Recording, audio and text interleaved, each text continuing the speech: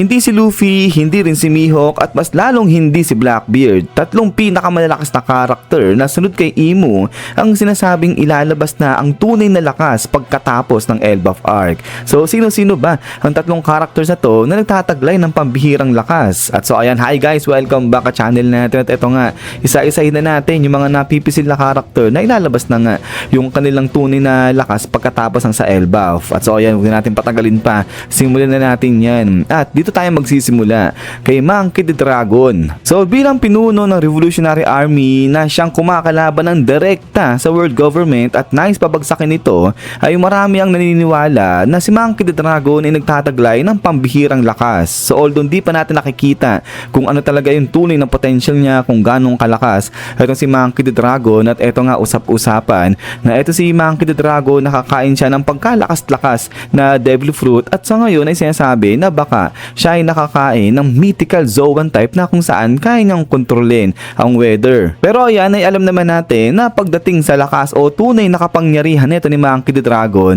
lahat ng yan hindi pa naman kumpirmado. So lahat pa lang mga theory, mga speculation, ganyan. Kaya nga, kapag katapos ng Elbaf Arc ay dito na nga sinasabi na eto na yung panahon, yung oras talaga ni Monkey D. Dragon para ilabas yung kanyang tunay na potensyal at tunay na kapangyarihan. Pero maliban pa rito kay Dragon, ay punta na nga tayo sa isa pang karakter, at eto naman ay si Shanks natin. So dito ay sinasabi na pagkatapos nga rin ng Elbaf Arc ay ipapakita na yung tunay na lakas ni Shanks. So although nakikita naman na natin kung ganong kalakas etong si Shanks, lalo na nung kinalaban niya ayang si Eustace Kid, kasi bigla na lang nawala, bigla naging history na lang ayang si Eustace Kid. Pero mukhang hindi pa talaga to yung tunay na lakas, yung tunay na potensyal na tinataglay ni Shanks. Dahil kung matatandaan ay sinabi nga ni Oda na sa era ngayon si Shanks yung nagtataglay ng pinakamalakas na conquer haki. At ayan, yung isang bagay na hindi pa natin nakikita na talagang ginagamit fully ni Shanks. So kaya nga ngayon, ang daming napapaisip, ang daming napapatanong kung gaanong kalakas kaya talaga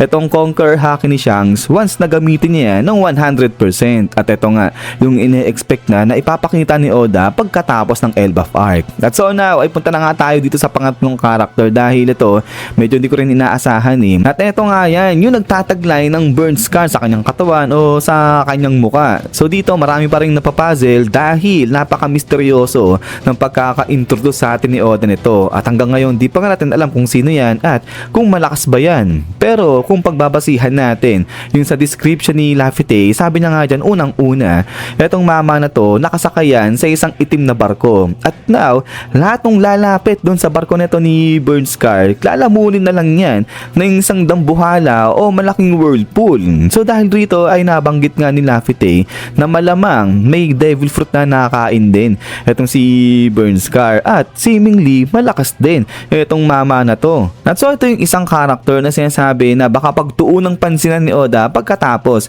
dyan na sa may Elbaf Arc. Pero yan ay kayo bagay sa tingin nyo, sino-sino pa ba yung mga characters na parang hindi pa natin nakikita talaga kung ano yung mga tunay na lakas nun. At yun, tinatago lang ni Oda na possible ipakita niya na pagkatapos ng Elbaf Arc. So siguro pakishare na lang sa amin dyan sa ibaba at pagkatapos nga niya ni Sandy. So hanggang dito lang itong video natin. At ayan, kung di nyo pa pala napapanood kung sino yung hindi inaasahan na magiging kakampi ng Straw Hat Pirates natin maliban kay Prince Loki, ay pakipindot na lang itong video dito. At so ayan ay guys, ulit maraming salamat sa panood dito at sa walang sawang pagsuporta kay One Piece natin at sa channel na rin natin. So lagi mag-ingat, God bless nyo lahat at kita-kits tayo ulit.